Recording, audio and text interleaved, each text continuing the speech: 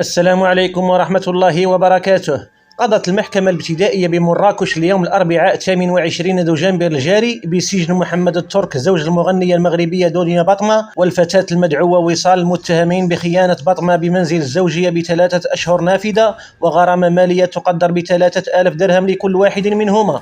وتابعت ذات الهيئة الترك بتهمة التحريض على الفساد ووصال بتهمة السرقة، فيما قضت الهيئة ذاتها الشخص الثالث عبد المغيث صديق الترك ب3 أشهر موقوفة التنفيذ مع دفع غرامة مالية قدرها 2000 درهم بعدما توبع بتهمة التقاط صور ومقاطع مرئية لأشخاص داخل مكان خاص ونشرها دون موافقتهم.